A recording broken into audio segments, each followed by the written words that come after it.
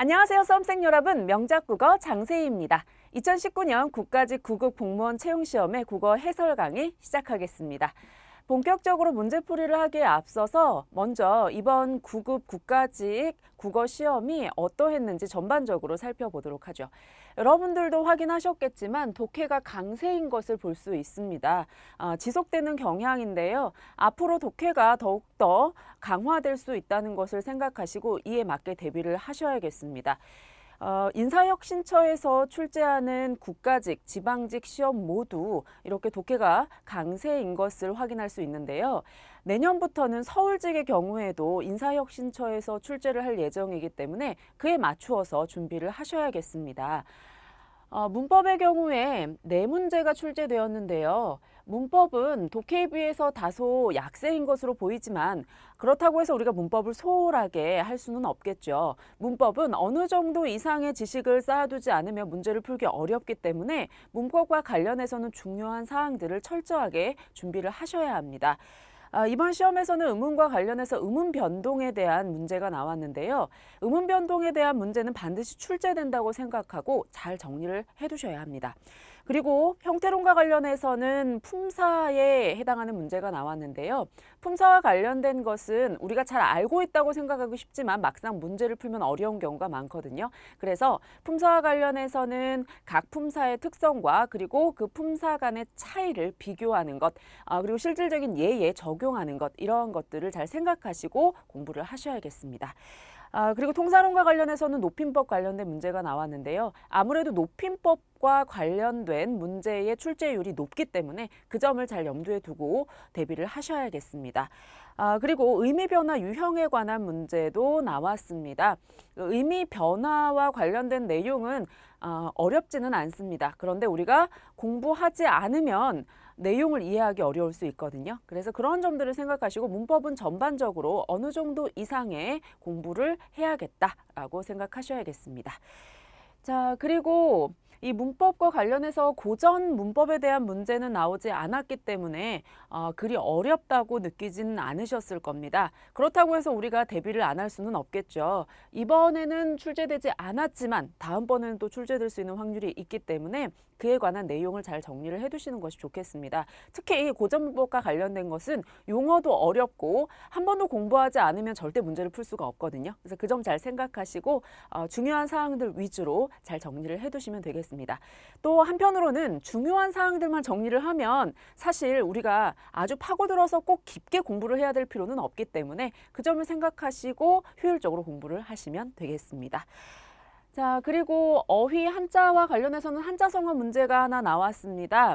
한자성어와 관련된 것들은 여러분들이 짜투리 시간을 이용한다고 생각하시고 틈틈이 공부를 해두시면 좋겠습니다. 우리가 한자성어와 관련해서 공부 시간을 많이 할애하기는 좀 어렵겠죠. 이렇게 출제되는 문제가 많지는 않기 때문에 그 점을 감안해서 시간 배분을 잘 하시는 것이 중요하겠습니다. 자, 그리고 독해의 경우에는 가장 많은 문제가 나왔고요. 그리고 또 지문도 길어진 것을 볼 수가 있습니다. 사실 문제 자체는 많이 어렵지는 않습니다. 그런데 지문이 길어지면 시간 안배에 문제가 생길 수 있기 때문에 그 점을 잘 생각하시면서 독해에 대비를 하셔야겠습니다.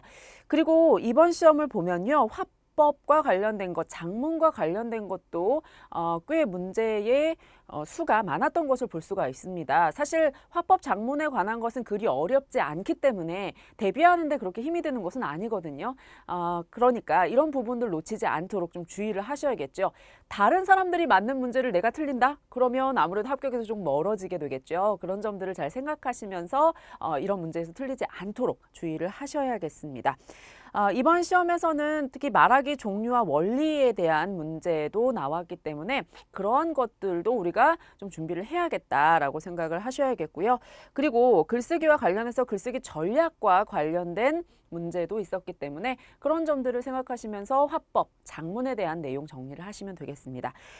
그리고 우리가 비문학 지문과 관련해서 문제를 푸는 것은요. 이제 내용 일치나 추론 문제가 대부분이기 때문에 지문의 내용과 선택지의 내용을 잘 비교하면서 읽는 것이 중요하다는 점 잘 기억을 하시면 되겠습니다. 문학의 경우에는 현대문학과 고전문학 모두 갈래가 골고루 출제된 것을 볼 수가 있습니다. 따라서 우리가 뭐 어떤 갈래만 공부를 한다 이렇게 접근을 할 수는 없겠죠. 다양한 갈래들과 관련해서 공부를 하셔야 되는데요. 그렇다고 해서 우리가 모든 작품을 공부를 할 수 없습니다. 이번 시험에서도 보면 좀 낯선 지문들이 출제된 것을 볼 수가 있는데요. 이제 그러한 것들을 감안했을 때 결국 그 문학 작품을 보고 그 주제를 이해하는 힘이 중요하다는 것을 알 수가 있습니다. 그러기 위해서는 여러분들이 일단 표현 방법에 대한 것들을 미리 정리를 하시고 그것을 바탕으로 해서 시에 나와 있는 맥락들을 이해할 수 있도록 자꾸 연습을 하셔야 합니다. 시에 나와 있는 중요한 핵심적인 뭐 시어라든가 소재라든가 이런 것들을 파악하고 연결하는 것이라든가 아니면 인물의 성격이나 태도 이런 것들을 파악하고 연결 짓는 것들 이런 것들을 평소에 좀 연습을 해두시는 것이 좋겠습니다. 그리고 이번 시험에서는 미적 범주와 관련된 문제가 나왔는데요. 이 경우에는 사전 지식이 있으면 문제를 아주 수월하게 풀 수 있지만 그렇지 않으면 좀 헷갈릴 수 있기 때문에 문학 이론과 관련된 내용은 여러분들이 좀 미리 공부를 해두셔야겠습니다. 내용이 그렇게 많지는 않거든요. 그렇기 때문에 그 내용을 잘 공부해서 이런 문제가 나왔을 때 쉽게 해결하고 넘어갈 수 있도록 하셔야겠습니다. 자, 이번 시험은 전반적으로 좀 평이한 편이었다고 할 수 있습니다. 하지만 지문의 길이도 길어졌고 또 다양한 글의 종류가 나왔기 때문에 그런 점들을 잘 생각하시면서 좀 대비를 하셔야겠습니다. 1번 문제 함께 보겠습니다. 밑줄 진 단어의 품사를 같은 것끼리 묶은 것을 물었는데요.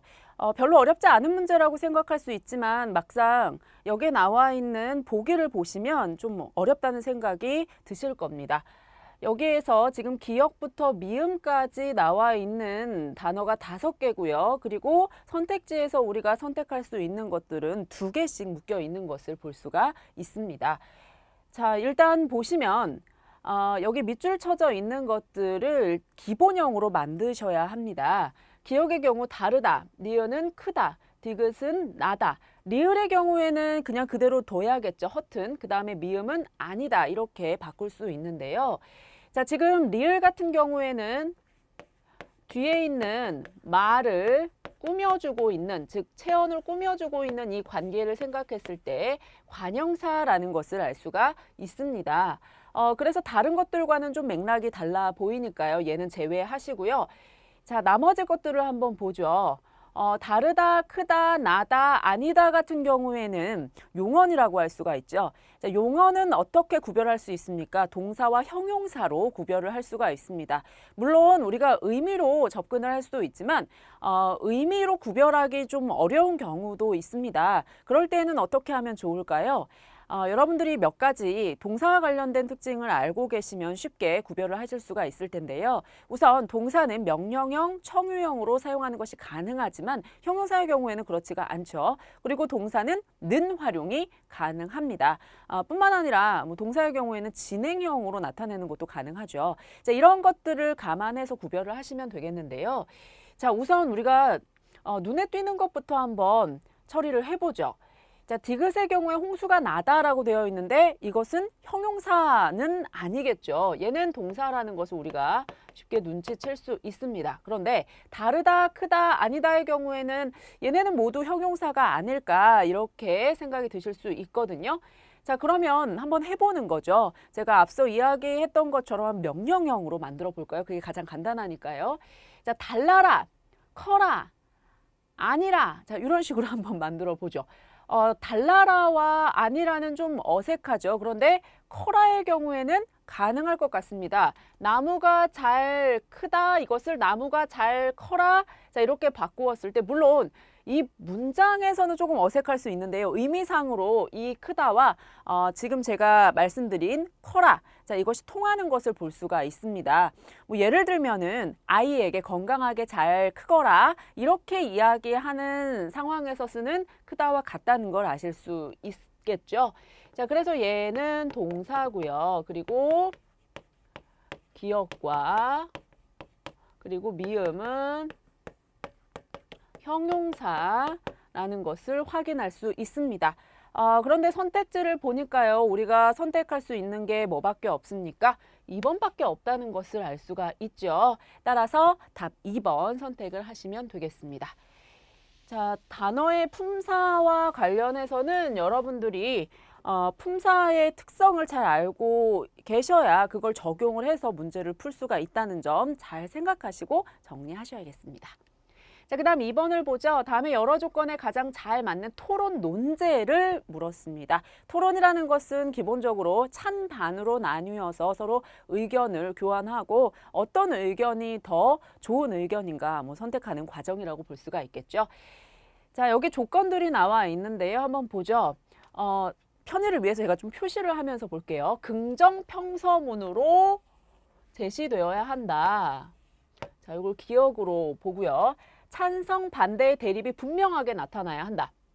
아무래도 이게 토론의 기본적인 그 조건에 부합하려면 이렇게 돼야겠죠. 쟁점이 하나여야 한다. 쟁점이 여러 가지면 아무래도 토론의 결론을 제대로 이끌어내기가 어려울 거고요. 의견도 분명해지지 않을 수 있겠죠. 찬성이나 반대 어느 한편에 유리하게 작용하는 정서적 표현을 사용해서는 안 된다. 자, 이렇게 조건을 두고 여기에 맞는 것을 한번 찾아보죠. 징병제도는 유지해야 한다. 자, 이것의 경우에는 일단 긍정평서문으로 되어 있는 것 우리가 확인을 해볼 수가 있죠. 자, 유지해야 한다.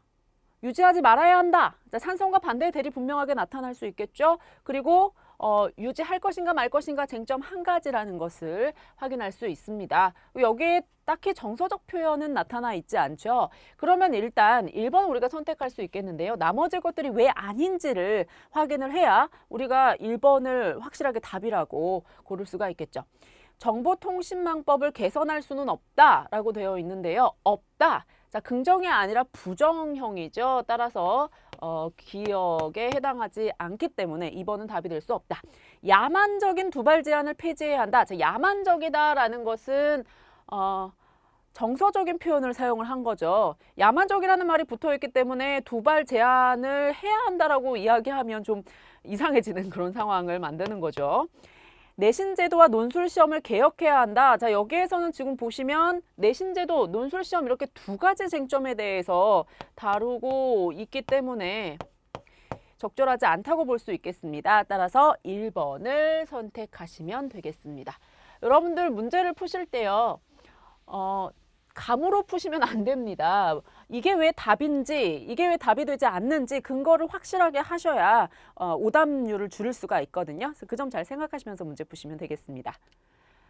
3번 문제 함께 보겠습니다. 다음 글에 대한 설명으로 옳지 않은 것을 물었는데요. 이강백의 파수꾼이라는 희곡이 나와 있습니다.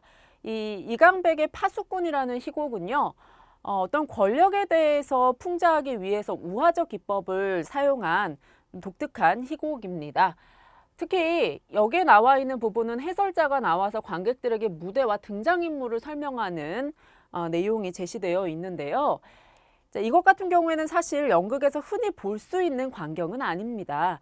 이런 낯선 방식을 사용함으로써 관객들이 연극에 대해서 더 잘 이해할 수 있도록 돕기도 하지만 한편으로는 좀 더 객관적으로 연극의 내용을 생각할 수 있도록 하기도 합니다.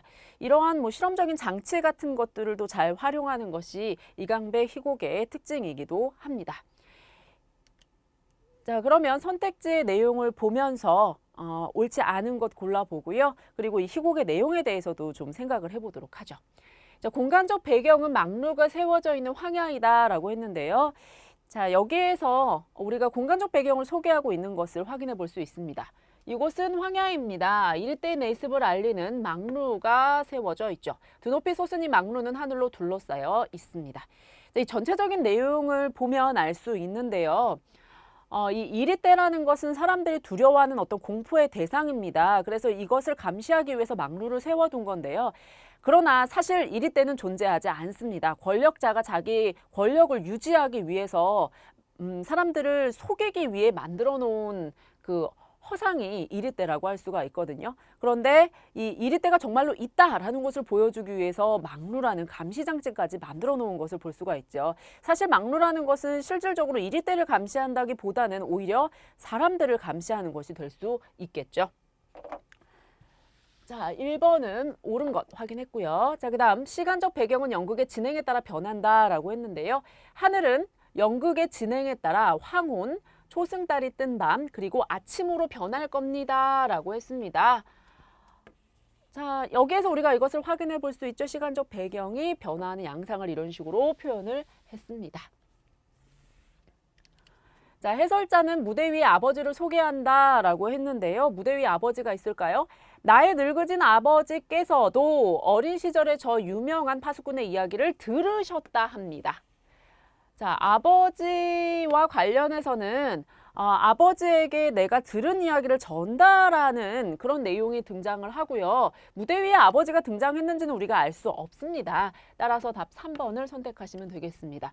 자, 이 내용을 보았을 때 우리가 알 수 있는 사실은 뭡니까? 이 파수꾼이라는 존재가 좀 오래된 존재구나라는 것을 알 수가 있지요.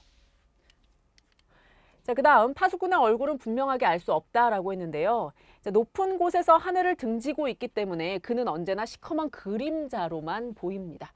자, 그림자로만 보인다. 이 파수꾼이라는 존재가 결국 어떤 그 권력자의 그림자 같은 존재다라는 것을 보여주는 것이기도 하고요. 그리고 그림자만 보이면 어떨까요? 사람들이 알 수 없기 때문에 그에 대해서 좀 공포심을 가질 수가 있겠죠.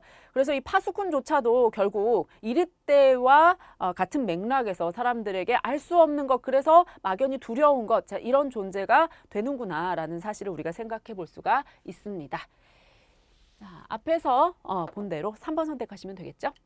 자, 그 다음 4번 넘어가 보도록 하겠습니다. 자, 두 사람의 대화에 적용된 공감적 듣기의 방법이 아닌 것을 물었는데요.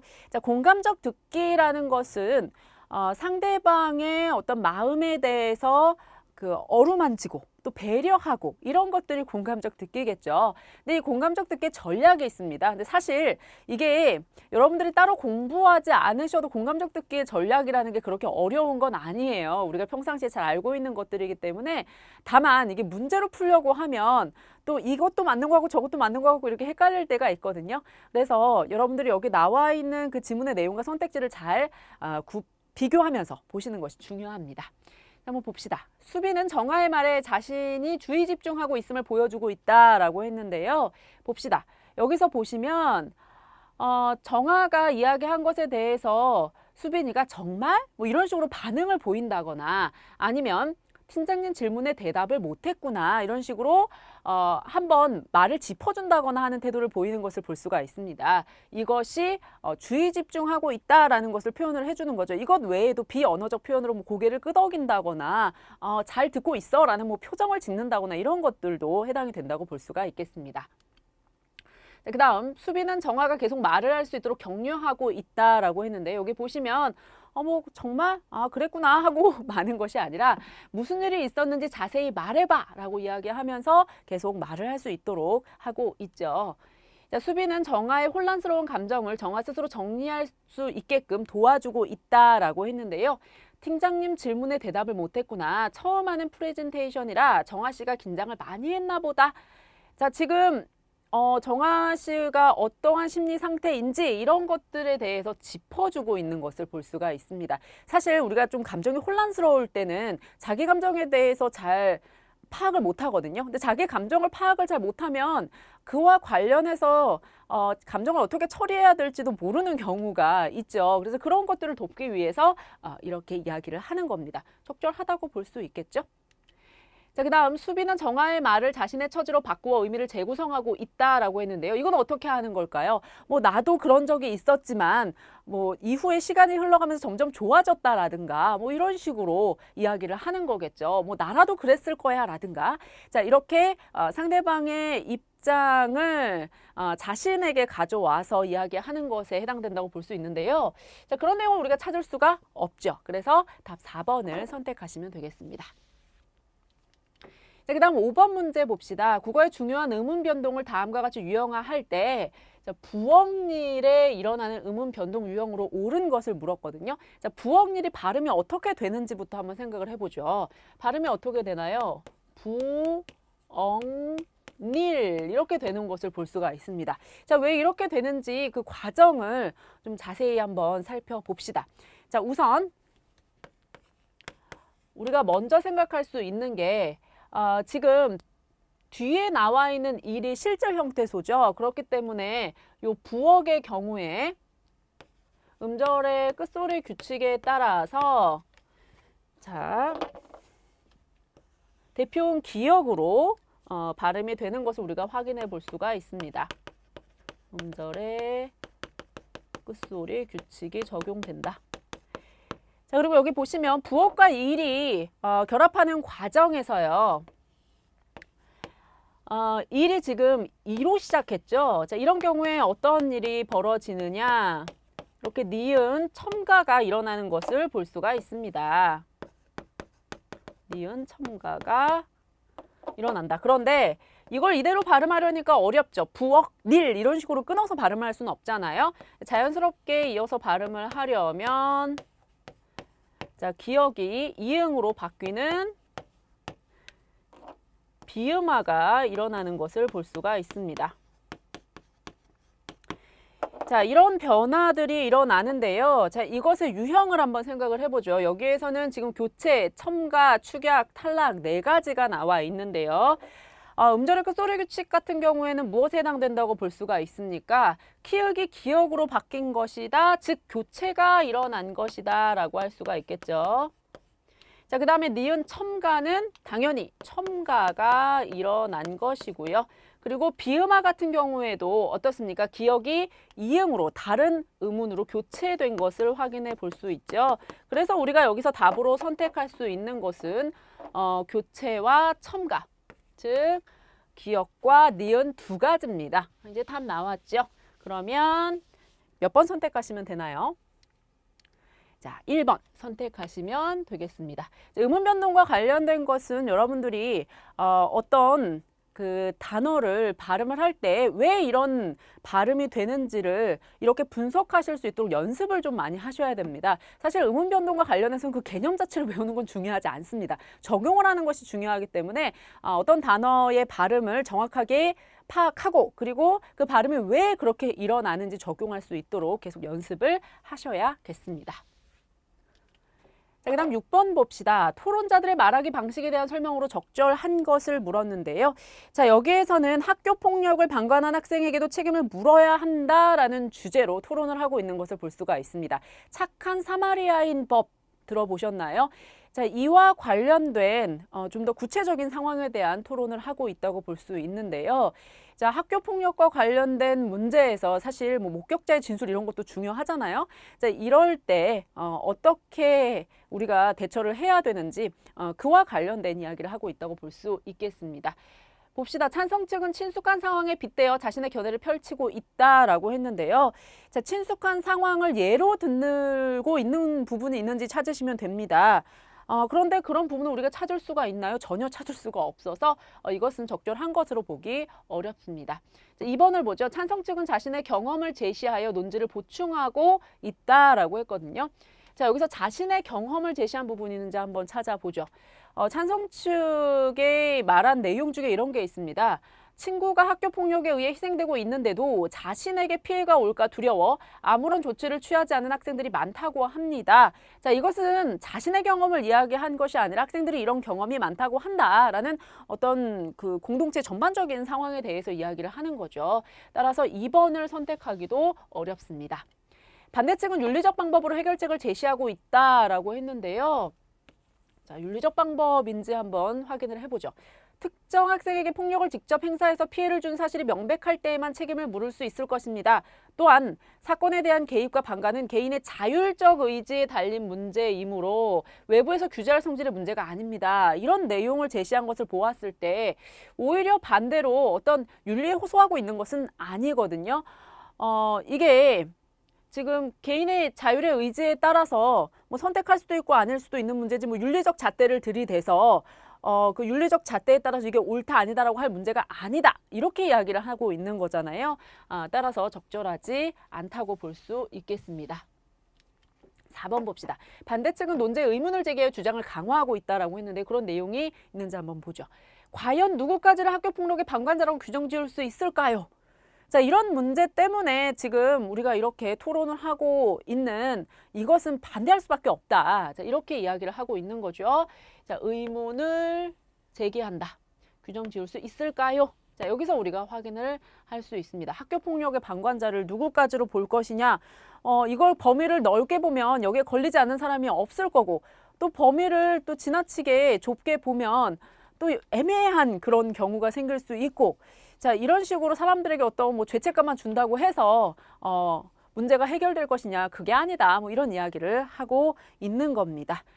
따라서 답은 4번을 선택을 하시면 되겠습니다.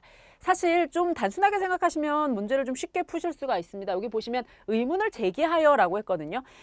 이런 선택지와 관련해서는 우리가 사실 답을 찾기가 쉽습니다. 정말 의문을 제기하고 있는 부분을 찾으시면 되고요. 뒤에 주장을 강화하고 있다 같은 경우에 웬만하면 사실 보통 이제 우리가 토론을 하는 상황에서 내용을 제시하는 것은 자기 주장을 뒷받침하기 위해서이기 때문에 대부분 옳다고 볼 수가 있거든요. 그래서 그런 점을 생각하시면 문제 어렵지 않게 해결하실 수 있을 겁니다. 자, 그 다음에 7번 보겠습니다. 괄호 안에 들어갈 단어를 순서대로 바르게 나열한 것을 물었는데요. 자, 지금 여기에서 보시면 한국 문학의 미적 범주와 관련해서 문제가 나온 것을 확인할 수 있습니다. 자, 그런데 여기에 들어갈 말이 무엇인지 우리가 문제를 좀 더 쉽게 풀기 위해서는 선택지를 먼저 보는 것이 좋습니다. 자, 여기 보시면 여기 세 가지 단어가 나와 있는 것을 볼 수가 있죠. 골개, 해악, 풍자 이렇게 나와 있습니다. 그러면 이 세 가지 중에 어떤 것이 들어가면 좋을지를 살펴보시면 되는데요. 자, 여러분 미적 범주와 관련해서 어떤 것들 우리가 떠올릴 수 있습니까? 뭐 숭고미라든가 우암이라든가 뭐 골개미라든가 이런 것들을 떠올릴 수가 있죠. 그럼 여기에서는 골개미와 관련된 내용을 제시하고 있는 거구나라고 생각하시면 되는데요. 자, 한번 봅시다. 내용을 구체적으로 보죠. 한국 문학의 미적 범주에서 눈에 띄는 전통으로 풍자와 해악이 있다. 풍자와 해악은 주어진 상황에 순종하기보다는 그것을 극복하고자 하는 건강한 삶의 의지에서 나온 무엇을 통해 드러난다라고 했는데, 자, 여기 보시죠. 풍자와 해악은 무엇을 통해 드러난다라고 문장의 구조가 이렇게 되어 있는 것을 봤을 때 여기에 풍자나 해악이 들어가는 것은 적절하지 않겠죠. 여기에는 골개가 들어가야겠구나라는 것을 확인할 수 있습니다. 자, 그러면 이제 문제를 풀기가 더 수월해지죠. 기억은, 골개는 있어야 할 것으로 행세해온 관념을 부정하고 현실적인 삶인 있는 것을 그대로 긍정하는 것인데, 이때 있어야 할 것을 깨뜨리는 것에 관심을 집중한 것, 깨뜨리는 것에 관심을 집중한 것이 무엇이고 있는 것이 지닌 긍정에 관심을 집중하는 것이 무엇이다 라고 되어 있거든요. 이건 여러분들이 지식이 좀 있어야 풀 수 있는 부분입니다. 풍자와 해악을 구별을 하셔야 되는데요. 이제 풍자는 보통 부정적인 대상에 대한 것이고, 그리고 해악은 긍정적인 대상에 대한 것이다. 자, 이 정도는 여러분들이 좀 기억을 하고 계셔야겠죠. 자, 풍자는 좀 부정적인 대상, 권위를 갖고 있는 대상, 그 대상을 좀 끌어내림으로써 그것을 통해서 어떤 웃음과 더불어 비판을 하는 그런 개념이라고 할 수가 있겠고요. 그리고 해악 같은 경우에는 또 공감 이런 것들이 기반이 된다고 볼 수 있겠죠. 자, 따라서 몇 번을 선택하면 될까요? 골개, 풍자, 해악. 자, 이렇게 되어 있는 것이 4번이죠. 네, 4번 선택하시면 되겠습니다. 8번 문제 보겠습니다. 다음 글에서 보기가 들어가기에 가장 적절한 곳을 물었는데요. 자, 보기의 내용과 그리고 여기 지문의 내용을 좀 비교하면서 잘 보셔야겠죠. 지문에서는 어떤 것을 제시하고 있느냐, 사실 내용이 조금 어렵게 느껴지실 수 있습니다. 뭐 철학자 헤겔이 주장했듯이 이렇게 시작하는 것부터가 다소 어렵죠. 자, 여기 어쨌든 여기서 하고 있는 이야기는 뭐냐면요. 종교를 뉴스가 대체할 때 사회가 근대화된다라는 내용입니다. 자, 그래서 여기에서는 뭐 종교의 신앙과 관련된 것, 그리고 뉴스와 관련된 것, 뭐 이런 내용들을 쭉 제시하고 있는 것을 확인해 볼 수 있는데요. 자, 보기에서는 어떤 맥락을 제시하고 있는지 확인해 보죠. 아침 기도는 간략한 아침 뉴스로, 저녁 기도는 저녁 종합 뉴스로 바뀌었다 이렇게 되어 있거든요. 여기서 눈에 띄는 게 뭔가요?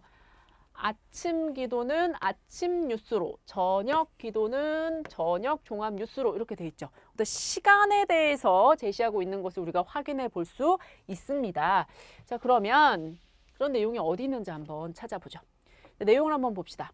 앞서 제시했듯이 삶을 인도하는 원천이자 권위의 시금석으로서의 종교를 뉴스가 대체할 때 사회는 근대화된다라고 했습니다. 우리가 그 중세를 신의 시대라고 이야기를 하잖아요. 그 신의 시대에서 이제 벗어나는 거죠. 사람들이 자신이 알고 있는 것, 자신의 지식, 정보 이런 것들을 기반으로 해서 살아가는 게 이제 근대 사회의 특징이라고 볼 수가 있죠.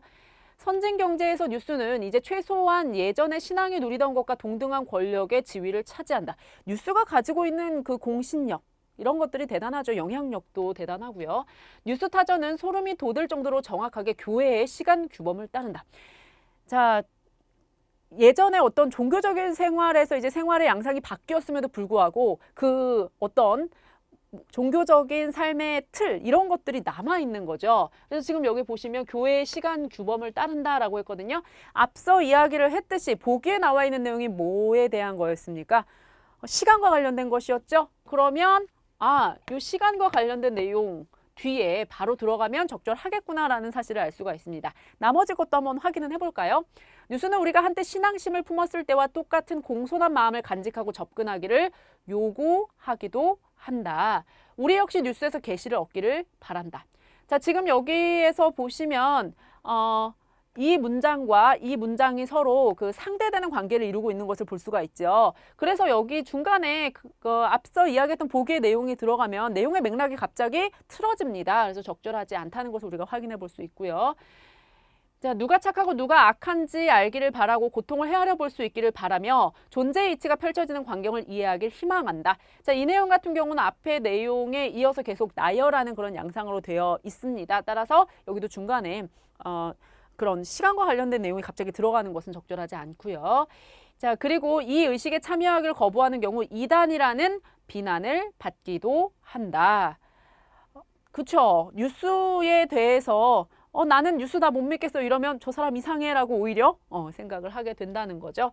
자, 지금 리을 앞에 나와 있는 내용도 마찬가지지만 뒤에 나와 있는 내용이 앞서 이야기했던 그 보기의 내용과 관련이 있는 것이 아니기 때문에 여기에서는 결국 기억이 가장 적절하다고 볼 수 있겠습니다.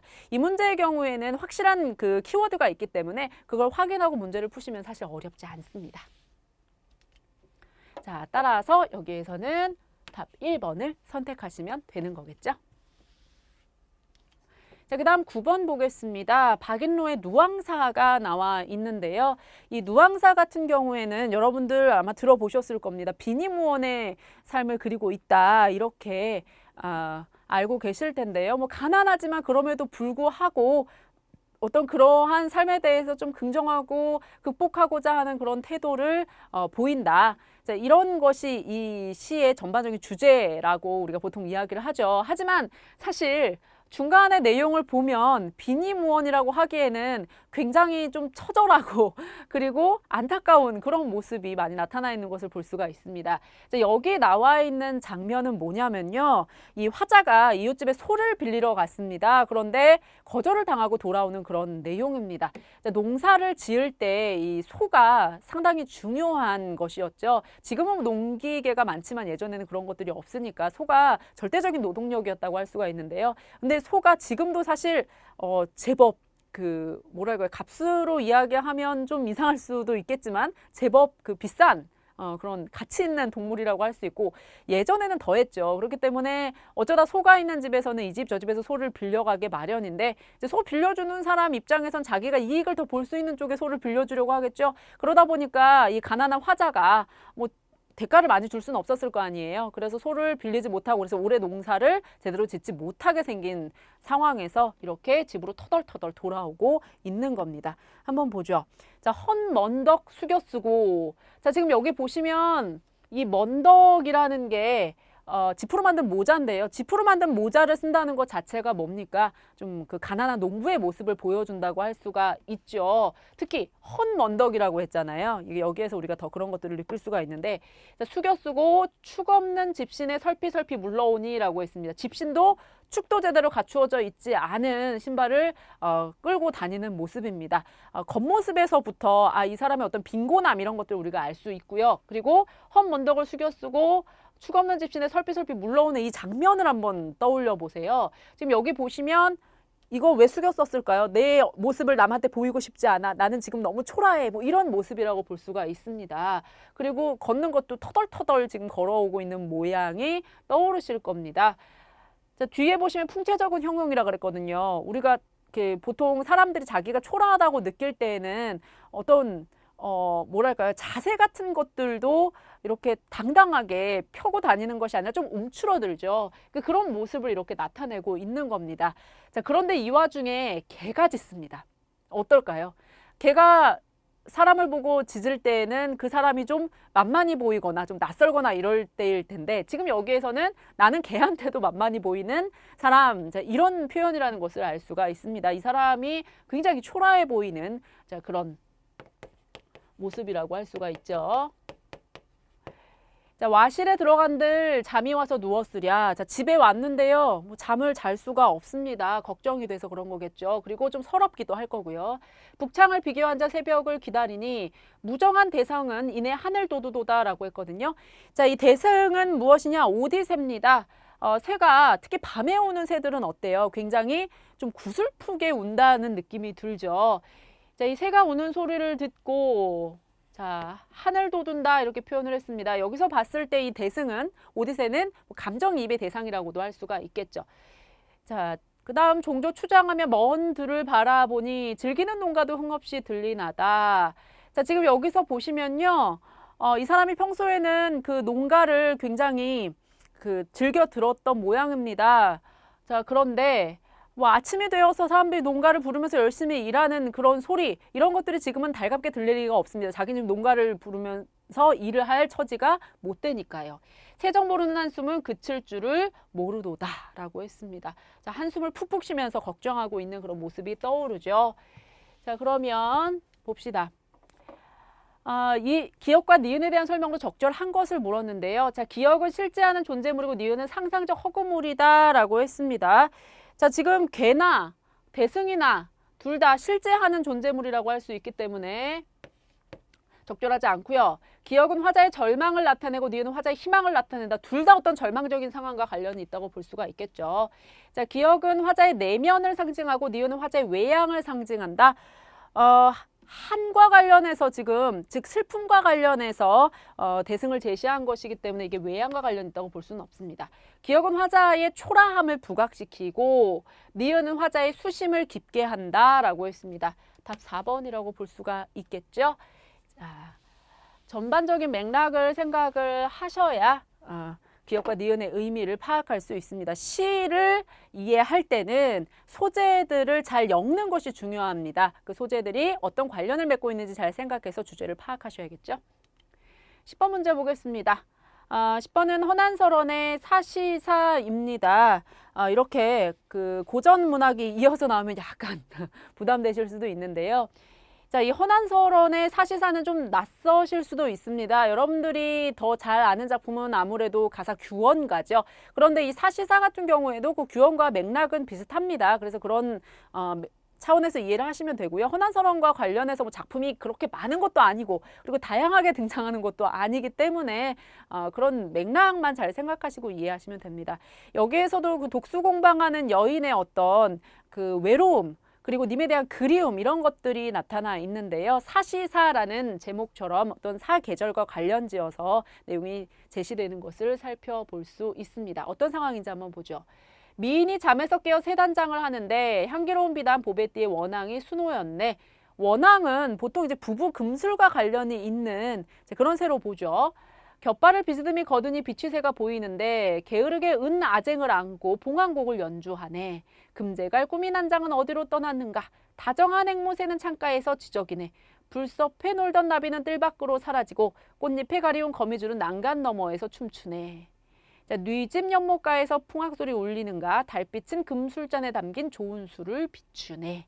자, 여기까지의 내용을 좀 보시면 지금 이 미임, 즉 이 시의 화자라고도 볼 수 있을 텐데요.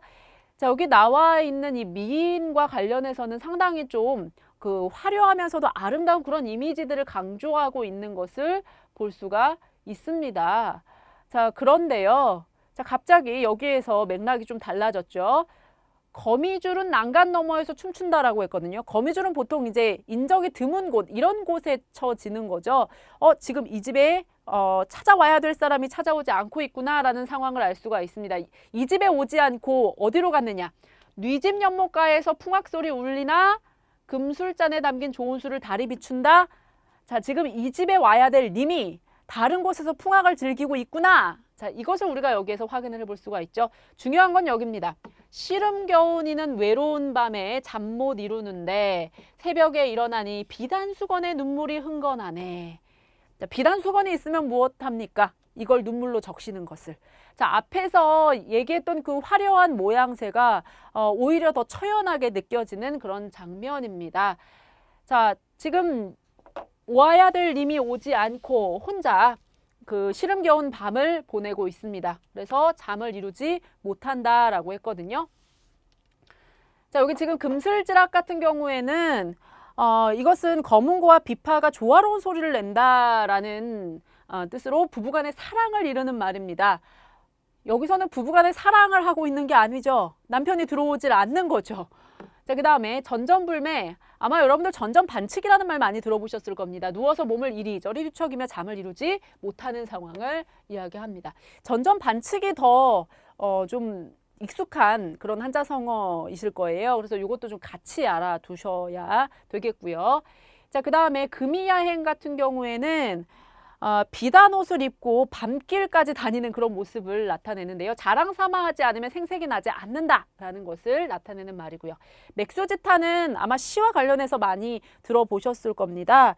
그 은나라가 망한 뒤에도 보리만은 잘 자라는 것을 보고 참 무상하다 이런 걸 느끼는 것과 관련된 말로 고국의 멸망을 한탄하는 그런 상황과 관련이 있습니다. 따라서 2번을 선택하시면 되겠습니다. 한시 같은 경우에는요, 오히려 현대어로 풀이를 해주기 때문에 내용을 이해하는 것은 그리 어렵지 않습니다. 한시의 경우에는 여러분들이 대비하는데 그렇게 어렵지는 않으니까 그 점 생각하시고요. 그런데 이제 한자성어 문제이기 때문에 좀 부담스러우셨을 수 있는데요. 한자성어와 관련된 것은 사실 모르면 틀리는 것이라서 안타깝지만 어쩔 수 없는 문제죠. 정말 모르겠다 그럴 때는 다른 문제에 좀 더 힘을 쓰시는 것도 하나의 전략이 될 수는 있습니다. 자, 그 다음에 11번 문제 봅시다. 다음 글의 괄호 안에 들어갈 문장으로 적절한 것을 물었습니다. 자, 국어의 높임법에 대한 내용인데요. 자, 말하는 이가 듣는 이에 대하여 높이거나 낮추어 말하는 상대 높임법이 있고, 그 다음에 서술어의 주체를 높이는 주체 높임법이 있고, 서술어의 객체를 높이는 객체 높임법이 있죠. 그런데 이게 한 문장에 하나씩만 꼭 등장하는 것은 아닙니다. 어떤 문장에서는 상대, 주체, 객체를 모두 높이는 그런 경우도 있다라고 제시를 했습니다. 자, 상대 높임법 같은 경우에는 여러분들 뭘 보시면 됩니까? 자, 이 경우에는 이제 어말 어미를 보시면 되겠고요. 그 다음에 주체와 객체 높임은 주체는 이제 주어 확인하시면 되겠고, 객체 높임은 목적어라든가 부사어를 확인을 하시면 되겠죠? 한번 봅시다. 아버지께서, 자, 여기서는 일단 주체 높임 사용한 거 확인해 볼 수 있고요. 할머니를, 자, 여기서 객체 높임 활용했겠구나 알 수 있죠. 모시고라는 표현이 나와 있죠. 댁에 들어가셨다. 상대 높임이 나와 있질 않네요. 그래서 1번은 적절하지 않고요. 제가 어머니께 그렇게 말씀을 드리면 될까요? 라고 되어 있는데요. 자, 여기 나는 나 스스로 높일 수는 없죠. 그렇기 때문에 주체 높임이 없고 객체 높임 어머니께가 나와 있고요. 될까요? 상대 높임까지는 제시되어 있습니다. 어머니께서, 자, 여기서 주체 높임 확인할 수 있죠. 아주머니께, 자, 부사어도 높이고 있으니까 객체 높임. 이 김치를 드리라고 하셨습니다. 자, 습니다에서 상대 높임 확인할 수 있습니다. 따라서 3번을 선택을 하면 되겠죠. 주민 여러분께서는, 자, 수채 높임 나와 있고요. 잠시만 제 이야기에 귀를 기울여 주시기를 바랍니다라고 돼 있는데 여기서 뭐 저의 이야기 이거를 우리가 굳이 객체 높임이라고 보기는 좀 어렵겠죠. 그리고 뭐 자기 자신을 높일 수 있는 것도 아니니까요.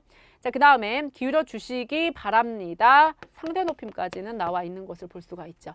따라서 3번을 선택하시면 되겠습니다.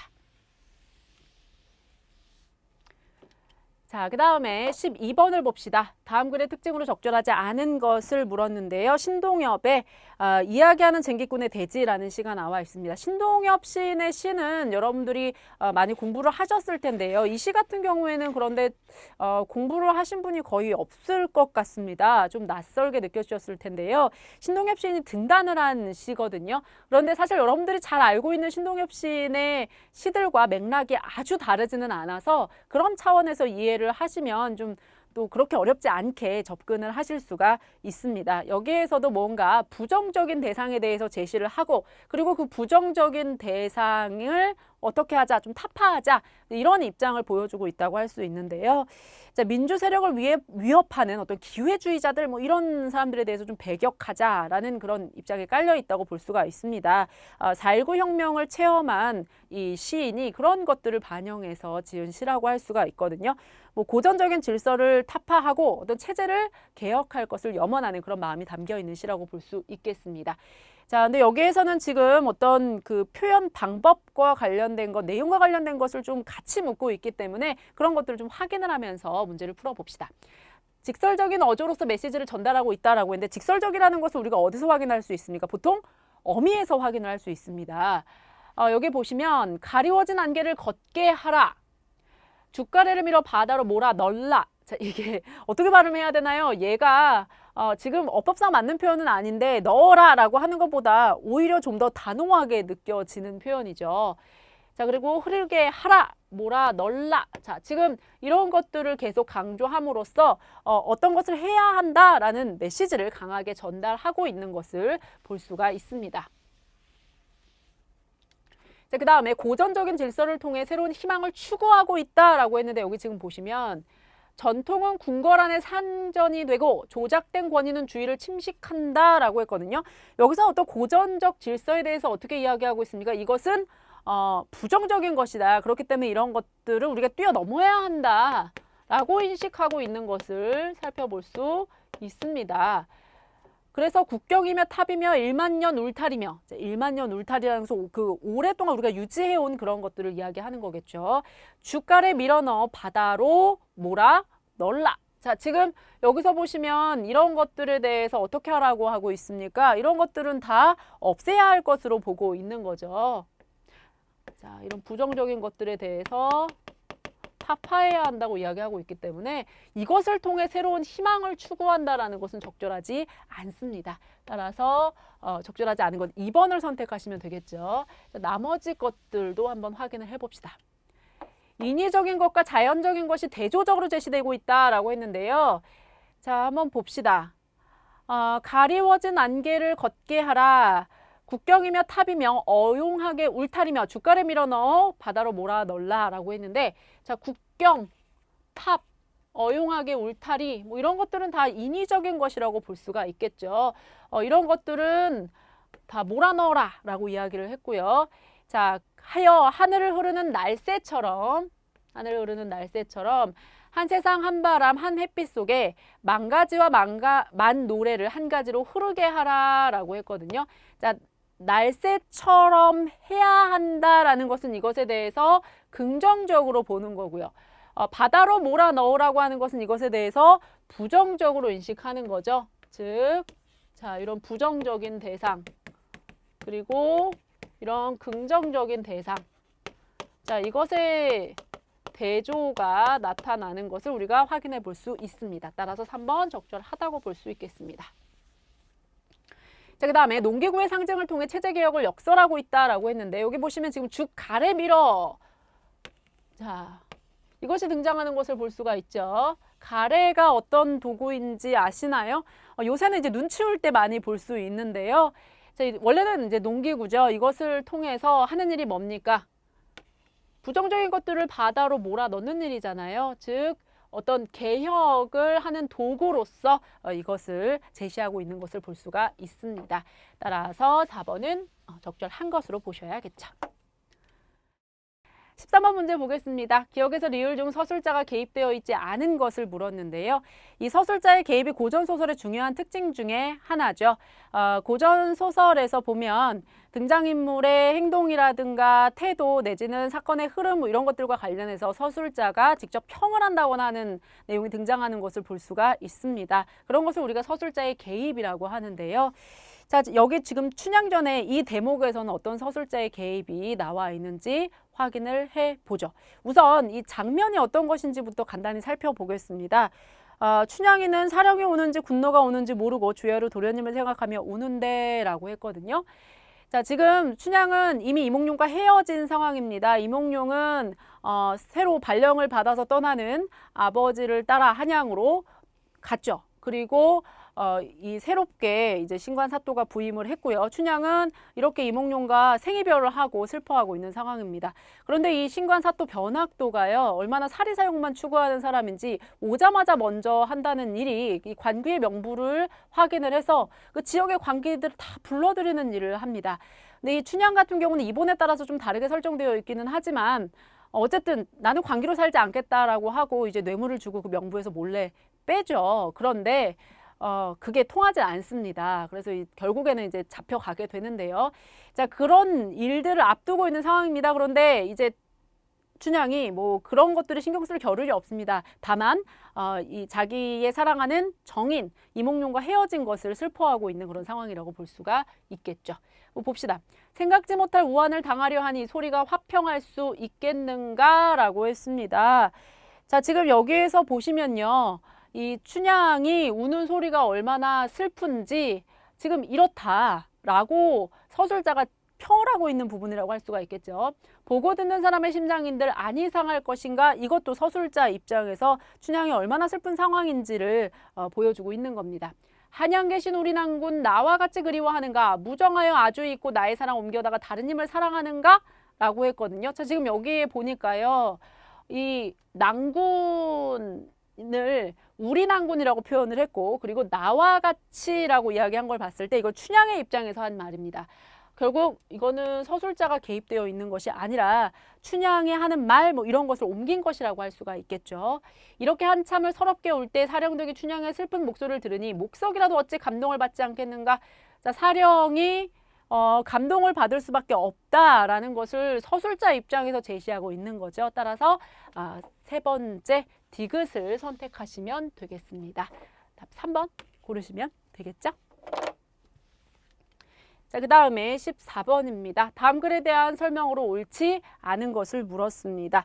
자, 여기에는 황순원의 목너미 마을의 개라는 소설이 나와 있는데요. 소설을 많이 보신 분들은 이 소설의 내용도 어느 정도 아실 거고, 그렇지 않은 분들은 약간 낯설 수도 있는 소설입니다.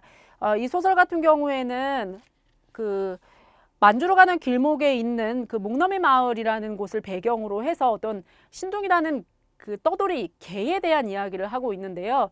이와 관련해서 또 그 갓난이 할아버지가 중요한 인물로 등장을 하고 있습니다. 이 마을 사람들을 보면 사실 상당히 좀 팍팍하게 살고 있구나라는 것이 느껴집니다. 그 와중에도 갓난이 할아버지는 이 사실 개가 그 요즘에는 좀 뭐랄까요, 우리와 굉장히 가까운 동물이고 소중하게 여겨지는 동물이지만 사람들이 살기 팍팍할 때는 그다지 관심의 대상이 되질 못하거든요. 그런데 그럼에도 불구하고 갓난이 할아버지는 별것 아니라고 사람들이 생각할 수 있는 그 생명에게까지 어떤 배려하고 관심을 기울이는 그런 모습을 볼 수가 있죠. 자, 그런 것들을 통해서 어떤 생명에 대한 경의를 보여주고 있는 소설이라고 할 수가 있습니다. 그리고 이 신둥이의 경우에는 목줄을 끊고 그 도망을 온 흔적이 있습니다. 그런데 이제 눈에서 막 푸른 불이 비치고 해서 사람들이 미친 개라고 오해를 해서 이 개를 막 잡으려고 하거든요. 심지어 이 신동이랑 어울린 적이 있는 개들까지도 이 개가 뭐 미친 병에 옮았을 것이다라고 해서 막 사람들이 그 개를 때려 잡고 먹고 뭐 하는 그런 내용들이 나옵니다. 이 신동이는 그런데 새끼를 뵌 개였죠. 그걸 갓난이 할아버지가 알아차리고 신둥이를 몰래 살려주고 또 그 새끼들을 데려다가 사람들이 키우도록 하고 하는 것을 볼 수가 있거든요.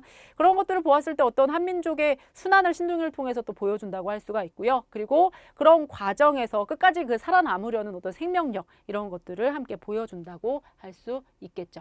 자, 이와 관련해서 어떤 표현이라든가 내용과 관련된 문제 한번 풀어보도록 하겠습니다. 자, 토속적이면서도 억센 삶의 현장을 그리고 있다라고 했거든요. 자, 지금 여기서 우리가 토속적이다라는 것은 특히 어디서 확인을 할 수 있느냐? 사람들이 사용하는 말에서 특히 잘 알 수가 있습니다. 때려라! 자, 라든가 혹은 아스바니 왜 다래? 자, 이게 무슨 뜻입니까?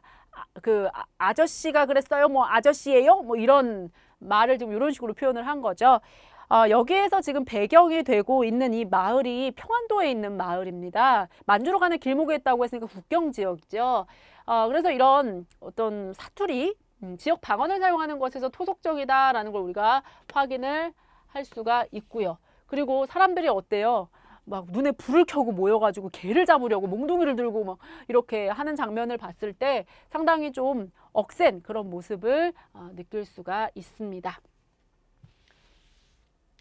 자, 그 다음에 신둥이의 새파란 불은 생의 욕구를 암시한다라고 했거든요.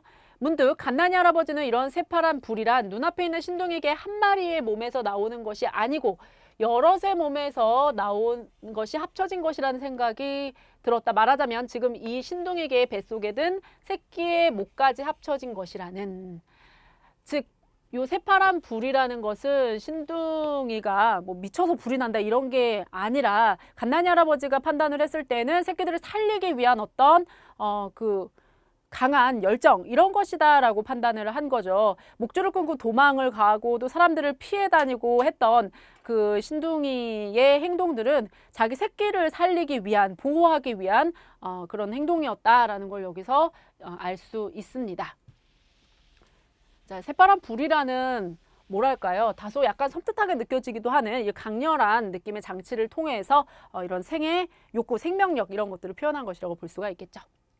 자, 갓난이 할아버지에게서 생명에 대한 외경을 느낄 수 있다라고 했는데요. 자, 앞서 우리가 본 내용들에 이어서 이 할아버지는 이것을 느끼고 나서 어떻게 했느냐? 갓난이 할아버지는 푸른 불꽃이 자기 다리 곁을 빠져나가는 것을 느꼈다라고 했거든요. 이게 어떤 상황입니까? 갓난이 할아버지는 이 신둥이가 도망가게 해줘야겠다라는 생각을 순간적으로 한 겁니다. 그래서 좀 틈을 주어서 빠져나가도록 한 거죠. 자, 이걸 봤을 때 갓난이 할아버지는 생명에 대해서 굉장히 소중하게 생각하는 사람이구나라는 것을 알 수가 있습니다. 개 한 마리도 아니고 새끼까지 뵌 개를 함부로 할 수는 없다라고 생각한 거죠.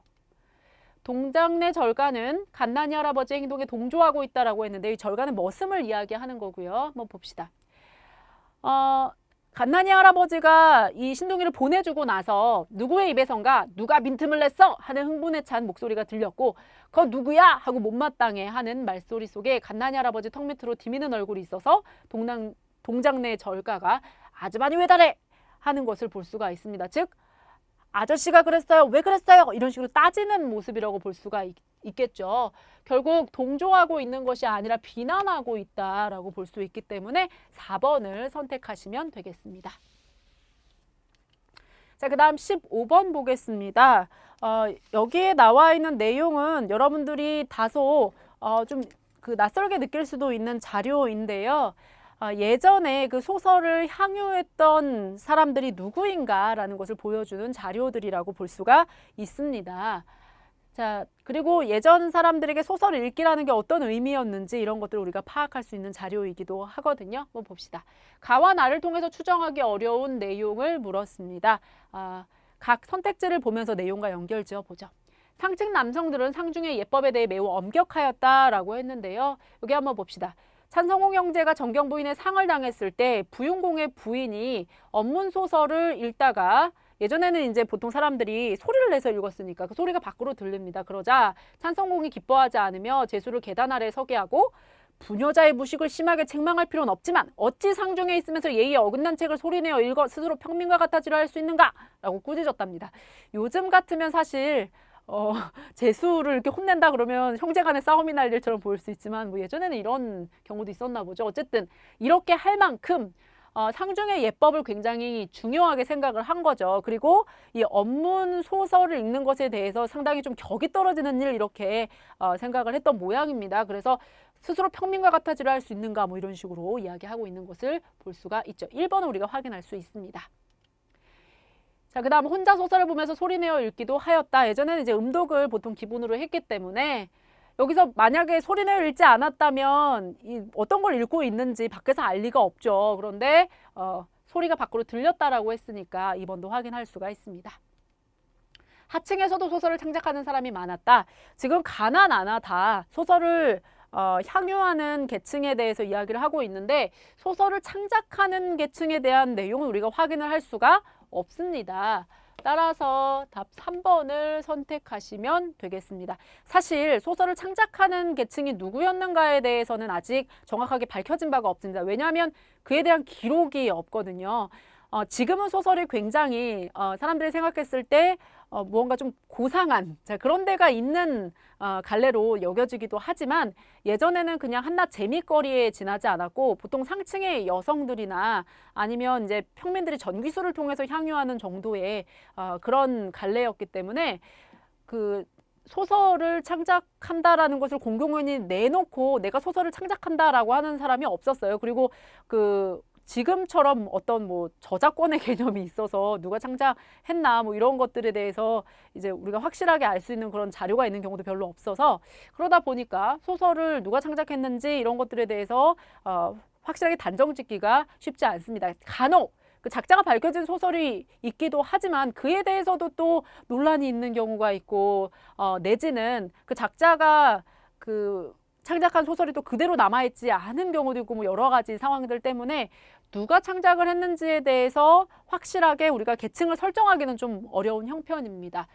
그리고 여기에도 그런 내용이 당연히 없고요. 답 3번을 선택을 하시면 되겠죠. 상층이 아닌 하층에서도 소설을 즐겼다. 전기수에 대한 설명이 나와 있는데요. 늙은이가 동문 밖에 살면서 입으로 언문 소설을 읽었는데 이 사람은 이제 언문을 아는 사람이죠. 이런 전기 소설들을 읽었고 잘 읽었기 때문에 옆에서 구경하는 사람들이 빙 둘러섰다. 가장 재미있고 기묘하여 매우 들을 만한 구절에 이르면 갑자기 침묵하고 소리를 내지 않는데 그러면 사람들이 이야기를 듣고 싶어서 돈을 던졌고 이것을 요전법이라 한다라고 했거든요. 조선 후기까지만 하더라도 문맹률이 상당히 높았습니다. 그래서 글을 읽을 줄 아는 사람이 별로 없었어요. 1900년대 초반까지도 그게 이어집니다. 이제 일제강점기에 들어서서 뭐 보통교육 이런 것들을 하면서 이제 글을 읽을 줄 아는 사람들이 좀 늘어나기 시작하는데요. 그때도 문맹률이 상당히 높은 편이었거든요. 그렇기 때문에 이때 당시에는 글을 읽을 줄 아는 사람이 별로 없어요. 그러다 보니까 이 전기수라는 직업적으로 소설을 읽어주는 사람도 있었던 거죠. 안 그러면 평민들은 소설, 이야기 이런 것들을 즐길 만한 그 통로가 없으니까요. 자, 어쨌든 여기에서 4번의 내용은 나를 통해 확인을 할 수 있습니다. 16번 문제 보겠습니다. 고전파 음악에 대한 글이 나와 있는데요. 이와 관련해서 글쓰기 전략을 확인하는 문제입니다. 자, 고전파 음악이 지닌 음악사적 의의를 밝힌다라고 했는데 의의는 즉 가치를 이야기하는 거죠. 이와 관련된 내용은 보통 글의 마지막 부분에 나와 있는 경우가 많습니다. 그래서 그 점을 좀 참고해서 보시면 되는데요. 역사적으로 고전파 음악은 종교의 영역에서 음악 자체의 영역을 확보하였으며 최고 수준의 음악적 내용과 형식을 수립하였다. 자, 여기에서 우리가 이 고전파 음악이 지닌 의의를 확인할 수 있죠. 음악사적 의의라고 했는데 역사적으로라는 표현에서 우리가 이걸 확인할 수 있고요. 그리고 최고 수준이라는 말에서 의의를 밝히고 있구나라는 것을 좀 더 분명하게 알 수 있습니다. 고전파 음악이 서양 전통 음악 전체를 대표하게 된 것은 고전파 음악이 이룩한 이러한 역사적인 성과에서 비롯된 것일지도 모른다라고 했습니다. 여기에서 우리가 의의를 밝히고 있구나라는 것을 다시 한번 확인할 수 있습니다. 자, 그 다음 2번입니다. 고전파 음악의 음악가를 예시하여 이해를 돕는다라고 했는데요. 자, 고전파 음악은 음악적 형식과 내용의 완숙을 이룬 음악이라고 하면서 이 시기에 하이든, 모차르트, 베토벤 이런 음악의 역사에서 가장 위대한 작곡가들이 배출되기도 하였다라고 했습니다. 자, 그 다음 3번입니다. 고전파 음악의 특징이 형식과 내용의 분리에 있음을 강조한다라고 했는데 어떤 내용이 나와 있는지 한번 확인을 해보죠. 따라서 종래의 신을 위한 음악에서 탈피해 형식과 내용의 일체화를 꾀하고 균형 잡힌 절대 음악을 추구한 것이 고전파 음악이다라고 하면서 이제 사람을 위한 음악, 음악을 위한 음악 이런 것들을 이루어 나갔다라고 제시하고 있습니다. 자, 여기 지금 줄친 부분 확인했을 때 형식과 내용이 분리가 아니라 일체를 꾀했다라는 것을 알 수 있습니다. 답 3번 선택하시면 되겠죠? 자, 그 다음 4번입니다. 질문을 통해 화제를 제시함으로써 호기심을 유발한다라고 했는데요. 자, 고전파 음악은 어떤 음악입니까? 고전파는 이렇게 종교에 예속되었던 음악을 위한 음악으로 정립하려는 예술 운동에서 출발한 것이다 라고 하면서 고전파 음악에 대한 내용을 이어나가고 있는 것을 볼 수가 있습니다. 자, 처음에 질문을 통해 화제를 제시한 거 우리가 확인할 수 있잖아요. 뭐 질문을 던진다거나 어떤 예시를 든다거나 도입 부분에서 이런 전략을 활용함으로써 호기심을 유발하고 흥미를 끄는 것을 우리가 알 수 있죠. 따라서 앞에서 우리가 본 대로 3번 답으로 선택하시면 되겠습니다. 자, 그 다음 17번 문제입니다. 가를 바탕으로 나에 담긴 글쓴이의 생각을 적절히 추론한 것을 물었는데요. 자, 우선 가의 맥락을 좀 확인을 해보고요. 그리고 이제 대조하면서 문제를 풀어보죠. 철학사에서 합리론의 전통은 감각에 대해서 매우 비판적이었다. 자, 플라톤은 감각이 보여주는 세계를 끊임없이 변화하는 전적으로 불안정한 세계로 간주하고 이에 근거해서 지식을 얻는 것은 불가능하다. 자, 이렇게 제시를 했답니다. 자, 반대로 경험론자들은 우리의 모든 관념과 판단은 오히려 감각 경험에서 출발한다라고 주장하면서 어떤 지식도 절대적으로 확실할 수 없다고 결론을 지었다고 합니다. 자, 지금 합리론과 경험론에서 그 감각에 대한 입장이 서로 상반된다는 것을 우리가 확인할 수 있는데요. 자, 그러면 그와 관련해서 나의 내용을 한번 확인해 봅시다. 자, 실용적 기술을 개발하는 것은 1차적으로 경험론적 사고의 토대를 둔다라고 했는데요. 그런지 한번 확인을 해보죠. 실용적 기술 개발이나 평범한 일상적 행동과는 달리, 자, 요거 보세요. 실용적 기술 개발, 자, 이것과 달리 과학적 연구는 상당한 정도의 정확성을 요구하므로 경험적 자료에 대해 어느 정도의 경계심을 유지하는 것도 당연하다라고 이야기했거든요. 자, 잘 한번 생각을 해보죠. 과학적 연구는 경험적 자료에 대해서 경계심을 유지한다. 그런데 이것은 실용적 기술 개발과 다르다. 그러면 결국 실용적 기술 개발이라는 것은 경험적 자료에 대해서 아주 긍정적인 입장에서 생각할 수 있다. 자, 이렇게 되는 거죠. 그러면 실용적 기술을 개발하는 것은 경험적 사고의 토대를 둔다라고 이야기하는 것은 적절하다고 볼 수 있겠죠. 자, 1번 선택하시면 되겠습니다. 자, 그 다음에 2번입니다. 세계는 끊임없이 변함으로 일상생활에서는 합리론적 사고를 우선하여야 한다. 자, 일상생활에서 자신의 감각을 신뢰하고 그리고 이에 따라 행동하는 것은 잘못이 아니다라고 했거든요. 따라서 합리론적 사고를 우선하는 것이 아니라 경험론적 사고를 우선하는 태도라고 볼 수가 있겠죠. 자, 그 다음에 과학연구는 합리론을 버리고 철저히 경험론을 바탕으로 이루어져야 한다. 자, 여기 우리 앞에서 확인을 했듯이 과학적 연구 같은 경우에는 경험적 자료에 대해서 어느 정도는 경계심을 유지해야 된다라고 했기 때문에 경험론이 아니라 기본적으로 합리론을 바탕으로 하되 그렇다고 철저히라는 표현까지 쓰는 것은 좀 적절하지 않다고 볼 수 있겠습니다. 자, 그 다음에 감각에 대한 신뢰는 어느 분야에나 전적으로 차별 없이 요구된다라고 했는데 여기서 문제는요, 이 전적으로라는 표현입니다. 우리가 앞서 확인을 했듯이 실용적 기술 개발이나 일상적 행동 그리고 과학적인 연구 이것은 좀 서로 대비되는 입장이라고 이야기를 했죠. 경험적 자료를 활용을 할 수는 있으나 그에 대해서 어느 정도 이제 수용할 수 있는가가 좀 다른 것을 볼 수가 있습니다. 따라서 뭐 전적으로 차별 없이 이렇게 이야기하는 것은 적절하지 않다라고 볼 수 있겠죠. 자, 그다음 18번 보겠습니다. 여기에서는 이게 피자와 자장면에 대해서 이야기를 하고 있는데요. 대표적인 외식 메뉴이자 또 우리가 배달시켜 먹는 음식이라고도 할 수 있죠. 자, 이와 관련해서 이제 내용을 확인해 보시면 되겠습니다. 자, 피자는 쉽게 배달시켜 먹을 수 있는 편리한 음식이다라고 했는데요. 여기 보시면 자장면 문화와 미국의 피자 문화가 닮은 점이 많다라고 하면서 오토바이를 타고 배달한다는 점에서 닮은 꼴이다라는 내용이 제시되어 있었고요. 그리고 한국에서는 피자 배달이 보편화되기 시작했다라는 내용을 연결지어 봤을 때 피자는 쉽게 배달시켜 먹을 수 있는 그런 편리한 음식이구나라는 것을 알 수 있습니다. 자, 그 다음에 자장면과 피자는 이국적인 음식이다. 자, 싸게 먹을 수 있는 이국 음식이라는 점에서 이것이 특별한 의미를 갖는다라는 것을 보았을 때 적절하다고 볼 수 있겠죠. 자, 자장면과 피자는 값이 싸면서도 기분 전환이 된다. 자, 여기서 보시면 자장면과 피자는 이국 음식이면서 또 외식을 하기엔 부담되고 한 번쯤 식단을 바꾸어 보고 싶을 때 이런 음식이 제격이다 이렇게 이야기를 하고 있거든요.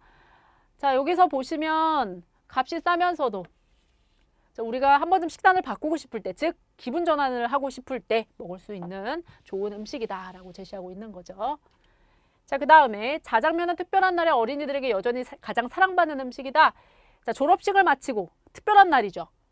특별한 날인데 중국집으로 향하던 발걸음이 이제는 피자집으로 돌려졌다.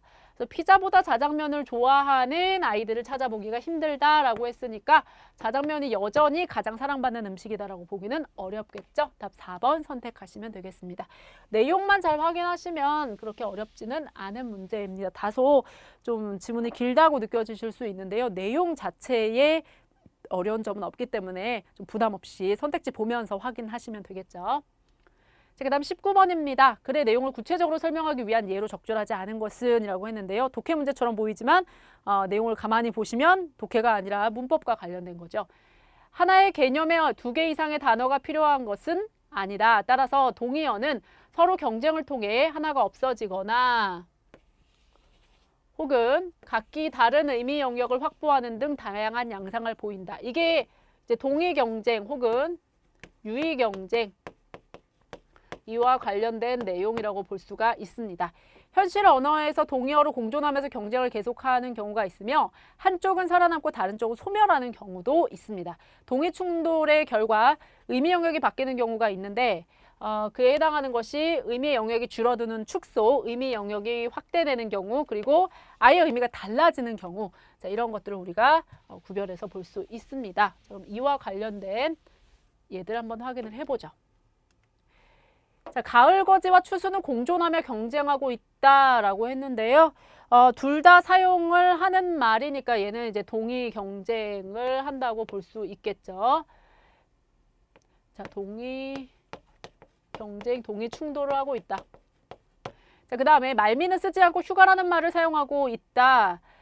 자, 이 동의 충돌 결과 이제 말미라는 말이 사라졌다는 얘기인데요. 말미라는 말 지금도 쓰이고 있기 때문에 이것은 적절하지 않습니다. 자, 그 다음에 얼굴은 형체의 뜻에서 안면의 뜻으로 의미가 축소되었다. 그쵸? 전반적인 형체를 나타내는 것에서 안면만 나타내는 것으로. 결에는 친척의 뜻이었는데 민족 전체로 뜻이 확대되었다고 볼 수가 있습니다. 따라서 2번 선택하시면 되겠습니다. 이 말미라는 말을 평상시에 잘 안 쓰셨던 분이라면 답을 고르기 오히려 어려울 수도 있는데요. 어휘들, 여러분들 공부하면서 아마 좀 생소한 어휘들도 있을 겁니다. 그런 어휘들은 나올 때마다 뜻을 좀 잘 확인을 해두세요. 자, 그 다음 20번 문제 보겠습니다. 다음 글에 대한 설명으로 적절하지 않은 것을 물었습니다. 자, 여기에서는 지금 그 유기염속의 살충제, 특히 이제 DDT에 대해서 이야기를 하고 있는데요. 이것이 미치는 악영향을 보여주고 있습니다. 자, 봅시다. 가는 중심화제를 소개하고 핵심어를 제시함으로써 전개될 내용을 암시하고 있다라고 했거든요. 보통 우리가 보면 이제 글의 앞부분, 처음 부분에서 이러한 역할을 하고 있는 것을 확인할 수 있습니다. 그런지 한번 볼까요? 20세기 들어서 생태학자들은 지속성 농약이 자연 생태계에 어떤 악영향을 미치는지를 밝힐 수 있었다. 예컨대, 예를 들어서 이걸 이제 뒷받침하는 거죠. 제2차 세계대전 이후 전 세계에서 해충 구제용으로 널리 사용됨으로써 농업 생산량 향상에 커다란 기여를 한 DDT. 자, 즉 유기염속의 살충제의 대명사.